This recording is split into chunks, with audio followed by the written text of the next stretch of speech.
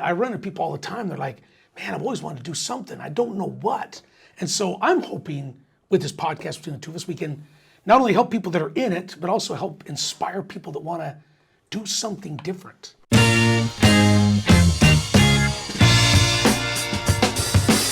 All right, I'm excited to be here. Yeah, I am too, Jason. I'm looking forward to it for sure. We've been talking about doing a podcast for quite a while now, and I've been talking about doing it for over a year, but just haven't quite found the right team and the right person, and so I'm excited to do this. Yeah, no, I think that there's a lot of good content that we can provide, and honestly, we get to talk to people about real estate and investing and building businesses every single day. Why not be able to spread that a little bit further than what we get to in face-to-face conversations? Yeah, definitely.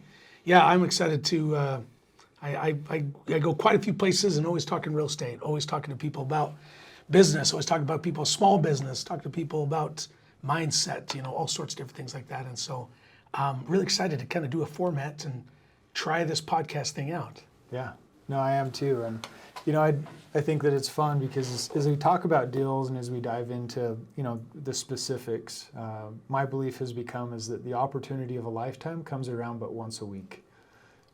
I agree with that. That's a good way to look at that. It's not for lack of number of opportunities, it's just selecting the right ones. Or recognizing that there is a deal. Absolutely. Or an opportunity. Yeah. I'm a firm believer that, opportunities come around, but when preparedness meets opportunity, that, I don't know if the word is magic, but that's when things line up. Somebody has the experience and has the know-how, and then the opportunity lines up. Man, then you can really make some things happen. But too many times people aren't ready for the opportunity, so it goes past them. So what do you think some of the reasons are that people aren't ready for opportunities? I mean, and what do you think we can do to address, how we can face those in the future? Yeah, I think it's a great question. I think a lot of people are just unprepared. They just don't know what they don't know. And so when they even see an opportunity, they may think, wow, this might be an opportunity to do something, but they have no idea, number one, how to even do it, what questions to ask, where to find the money to make the deal happen, or the opportunity to happen. Lack of knowledge is probably the biggest thing that makes most people scared or don't want to jump out there and make something happen. Yeah. So where's most of your career in the last 5 years been focused, to help you get to this point where you think you can talk about it with a level of expertise? Yeah, I mean, man, the last 5 years have been crazy.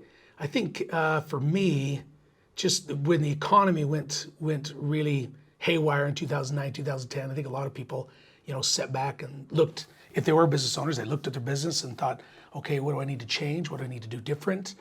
Some people's business didn't take a hit. Real estate did take a hit, and that was most of my business. So we really had to sit back and think, okay, what can we do differently? How do we need to look at things differently?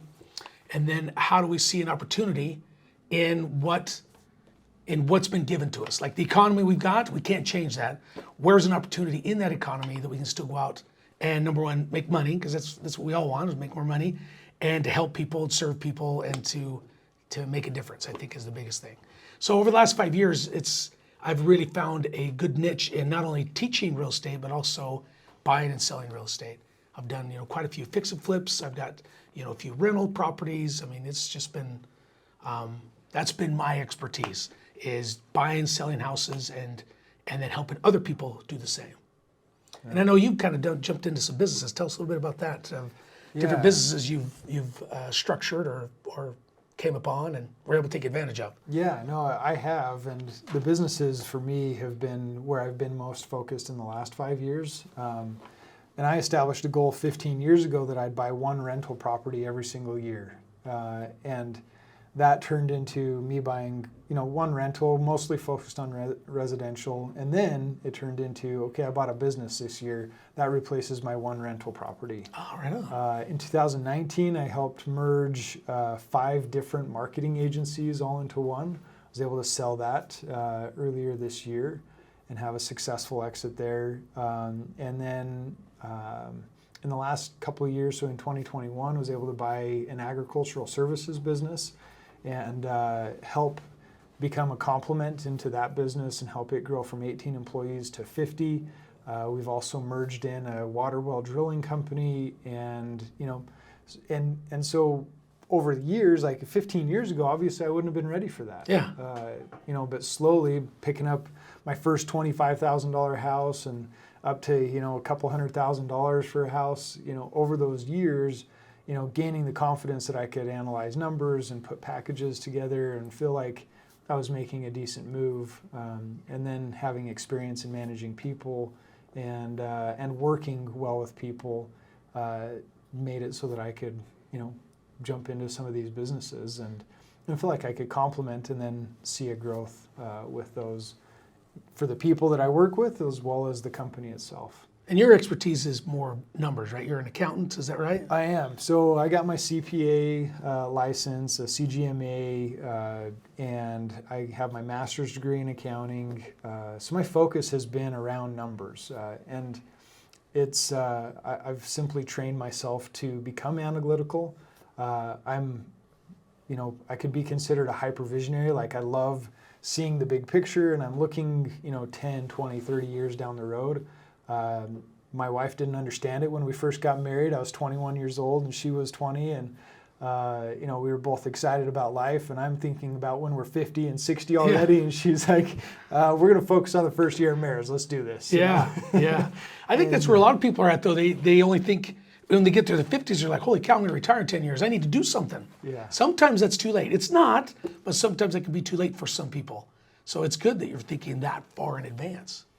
Yeah, and I had enough good positive influences and I had seen some family friends really succeed.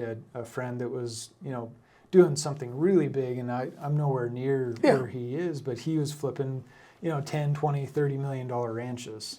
That was cool. That's awesome. Yeah, that's a completely different niche. And, having conversations with him and just like go get trained and learn how to do something and do it really well and, provide value to others and it'll come back in rewards. And I agree. I found that that's the case. It sure is. So what do you think, why do you think that you and I, or why do you think we think together that anybody would want to tune into what we have to say? What do we have to offer the world out there and America and people in Idaho or Idaho Falls? I mean, we live in Idaho Falls. That's where I was born and raised my kids. And I know you've been here most of your life too, right? Yeah. So Eastern Idaho? I've been in Eastern Idaho for the last 15 years. I grew up in Star Valley, Wyoming. Okay. And, I consider both home still. It's hard for me to be like, oh, well, this is only home. Family is over in Star Valley for the most part, the extended family. And but my little family has, invested in real estate and invested in businesses and really good people that I get to work with every day here, and this is home. That's awesome. But I think to answer your question, like why is it that we think that we can provide value is that we're doing it every day. Yeah. These are things that we're thinking about every day. Every employee, every person that I work with, I'm thinking about improving their lives every single day and helping, them succeed inside of our businesses. But then from a standpoint of, but we have some knowledge that can be shared with more people, is that we just want to share.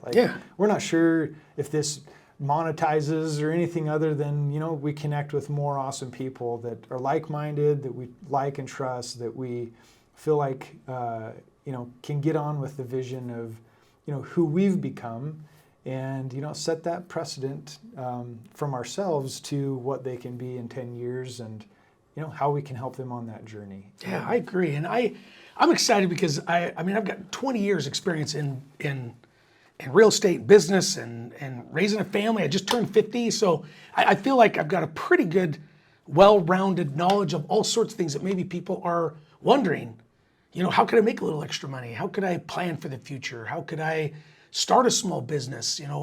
Is this scary? Is this something I should even do? Is this something I should even try and do? And I run into people all the time. They're like, man, I've always wanted to do something. I don't know what.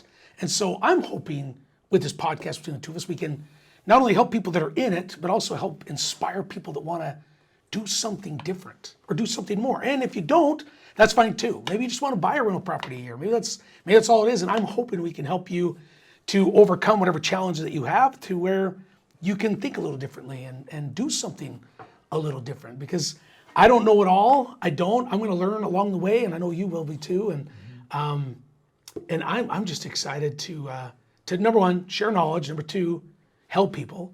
Number three, just to hang out and talk. If you know of anybody that knows me very well, they know I love to talk. I love to sit and chat and brainstorm and get ideas and have fun. I'm hoping to joke around quite a bit on this and have people have fun. But here's the big thing, in which I know you and I've talked, is I really want to share like real knowledge, things that can really help people out. Now we can't, tell you everything about a deal, but we can sure tell you a bunch about a deal on how to think a little differently on, man, is that even possible?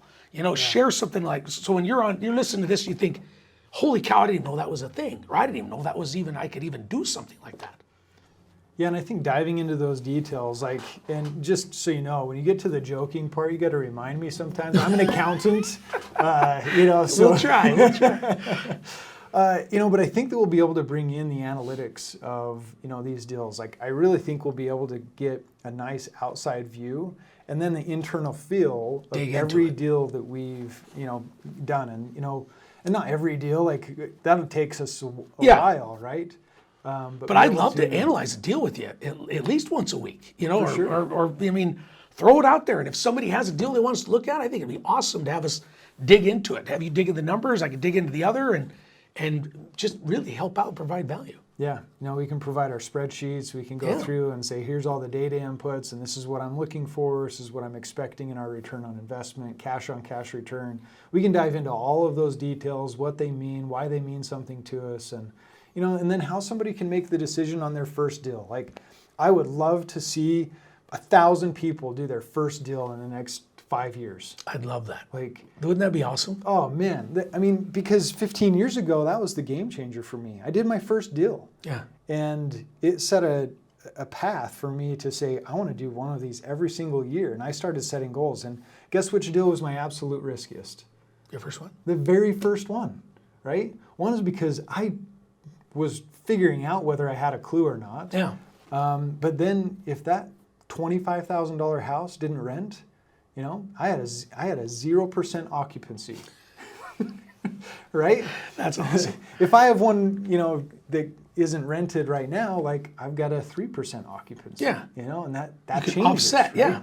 But over 15 years of accumulating assets and cash flowing properties, it's that first one it felt like, and it was, and it will continue to be my absolute riskiest deal. That's awesome.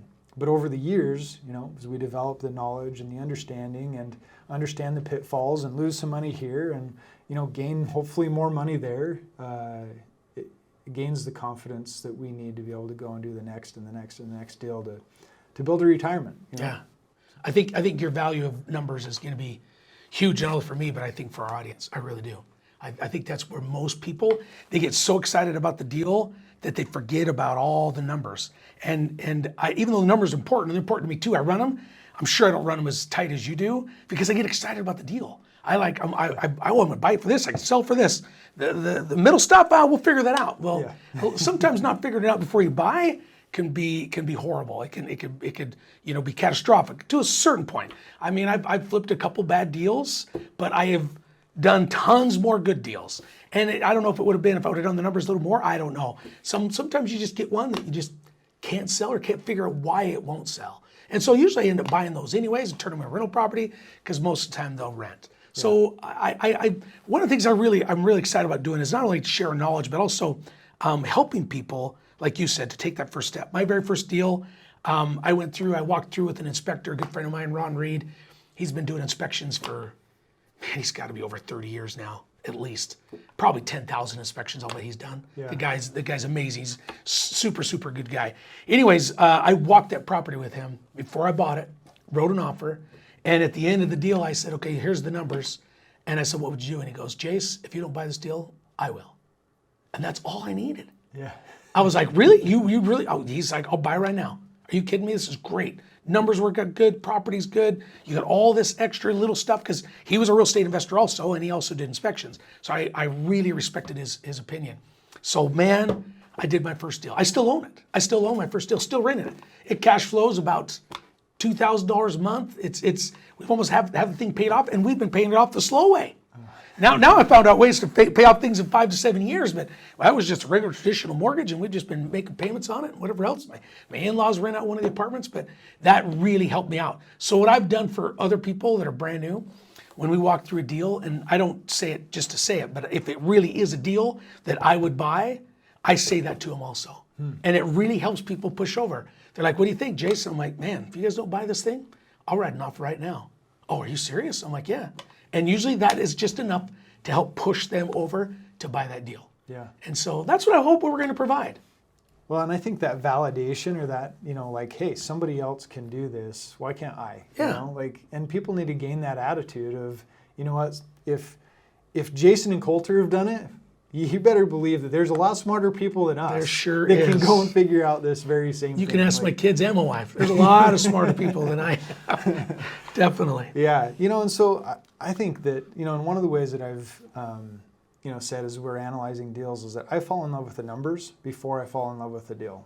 Which is a great idea. And those numbers, they matter to me because my cash is limited. Yeah.